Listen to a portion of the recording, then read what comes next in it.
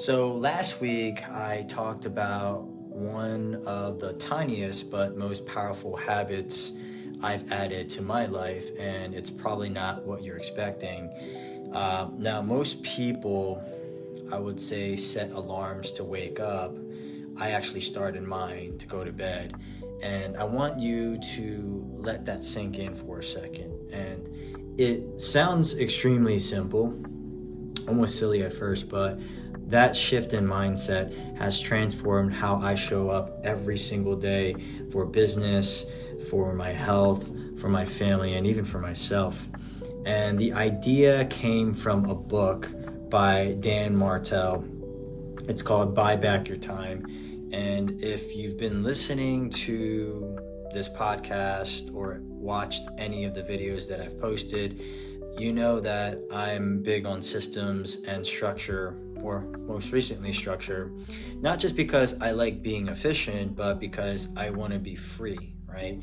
I want freedom, presence.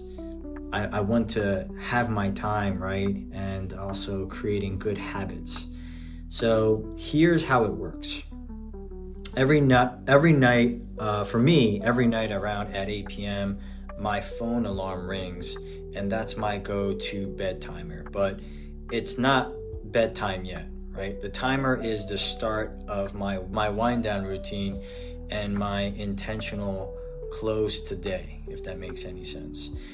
Because the truth is, the way we end our day is just as important as how we start it. So I'll say it one more time. The way we end our day is just as important as how we start it. So most of us, especially if you're grinding out there, or if you're building something, or if you're juggling multiple things, whether it's business or family or both, nights are when things start slipping, right? You tell yourself just one more email, or you scroll on Instagram for 5 more minutes, and then suddenly it's midnight, your brain is done, and tomorrow is already compromised. So I'll be the first person to say that used to be me.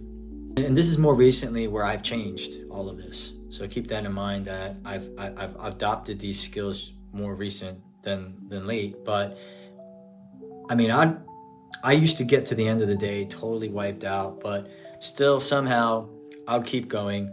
I'll be watching YouTube videos on, jiu-jitsu breakdowns, or eating snacks I had no business eating, or mindlessly scrolling on Instagram. And I'm telling myself I was doing research or connecting, but reality was that I was mentally exhausted and trying to look for an escape. And that exhaustion over time stole more than just sleep. It stole momentum, it stole clarity, and it made mornings feel like recovery instead of a launch pad, so to speak. So I made a change. It's called the 8 p.m. rule, and I'm not sure if I made that up, but I just call it the 8 p.m. rule because when the timer goes off at 8 p.m., I treat it like an appointment. It's like any appointment, and I try to look at it as a meeting with my future self. It says, hey, John, you got 1 hour to transition with intention, right? And I want to be real with you. It wasn't easy at first, especially as a dad, but also when you have habits, especially since you were young, at sleeping at 10, 11, 12 o'clock at night, right? And then waking up at whatever time you wanted to wake up. Here I am now in bed and sleeping lights out by 9 p.m. and I'm waking up at 4:45. So that's a big, big change. And when you're being a dad, sometimes, especially with Jordan, there's a lot of winding down, right, after you put him down. And it's tempting to stretch the night, but you have to ask yourself at what cost, right? And Dan Martell would say, nothing good happens at night, right? I gave it some soul searching, and I realized he's right. That's when most of our poor decisions happen. That's when our discipline fades. That's when the version of us, the tired, depleted version, takes the wheel, right? So instead, I flipped it around. I used that hour from 8 to 9, not as a throwaway, but more as a setup. And ideally, these are things that I like to implement during that hour, whether it's stretching, whether it's prayer, whether it's breath work, reading, reflection, gratitude. Now, I'll be the first person to say that I don't do these things entirely every single day, but what I do have a habit of is the start time. So from 8 to 9, that gives me enough buffer to go to bed by 9, right? And one of the things that I'm extremely intentional about is no screens. That is a very key part of my daily routine. All the other things, obviously, I try to implement, but not every day is going to be perfect. The results of it, I would say, is very, very beneficial. I started waking up with energy, not just physically, but mentally. I felt like my mornings had more fire, more peace, more readiness, and I didn't feel like I was playing catch up. And that's changed everything. It's changed in my business, in my physical activity, and also being with my family. And I also started to notice that my decision fatigue dropped. So what does that mean? When you don't close your day properly, you carry all of the mental clutter that you have, whether it's in your job, your career, your time with your family, your obligations with your family, into tomorrow, okay? And it starts stacking. So it's like when you open up your Google homepage and you have multiple tabs, and suddenly you're slow to decide. You hesitate on things you're normally confident about, and you say a lot of yeses to things you should say no to, just because your brain is tired.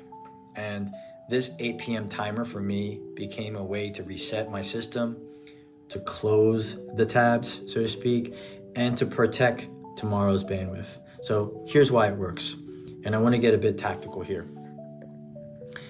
Most people think discipline happens in the morning, but real discipline starts the night before. I'll say it again. So most people think discipline happens in the morning, but real discipline starts the night before. Discipline is just a setup, okay? That timer, it's a boundary. It's you telling the world, I've got bigger things to protect than another hour of scrolling on YouTube or watching another, Instagram video. And if you're like me, and if you're like most, I would like to think most people, ambitious. In my case, I try to be as family oriented and vision driven. You need structure, right? And for the longest time, I didn't think I needed it until you finally have to have it. And if you don't, you're gonna probably go on willpower. Willpower will definitely fail at a lot of times, but if you have a good system, that guards your willpower. Now listen, I'm not perfect, and I think I already gave you examples, but there are nights that I slip. But I can tell you when I do, the next day does feel a bit heavier. It's like, for me, it feels like a race with heavy weights on, right?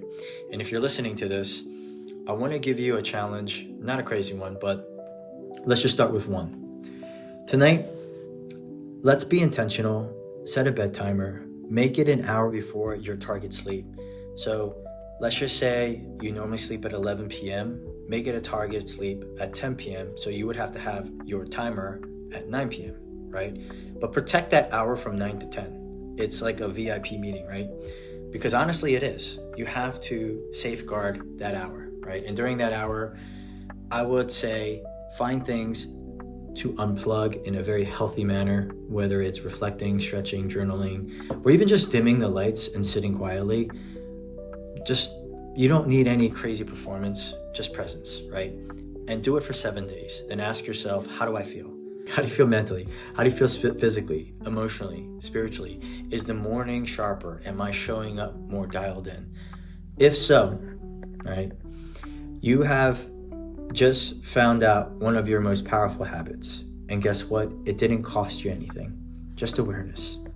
So my final thoughts for you guys, okay? I'll wrap it up with this. Too many people live in reaction to their alarms, reacting to stress, reacting to fatigue. But if you want to lead in your family, in your business, in your body, you have to respond with intention. This timer is how I reclaim many nights so I can own my mornings. It's just a tiny thing with a massive effect. Now, honestly, this is what this segment is about. it's honestly me just spending a few minutes talking about the small shifts that build a powerful life. If this resonated with you, I love to hear I love to hear more about it. Shoot me a message, tag me on Instagram. Let's talk about your own evening wind down routines. I love connecting with people who are building discipline and presence. And if you try the 8 p.m. timer or whatever timer you want to call it, let me know how it goes and I will cheer for you. Thanks for being here. Thanks for listening. And remember, the day doesn't end when you stop working. It ends when you choose to close it with purpose. Much love. I'll catch you on the next one. John Lee Real Estate, find you the best rate. All throughout Philly like Schuylkill Expressway. Talking to people who out of the 215, even the 267, who always helping like, oh, no time for no student.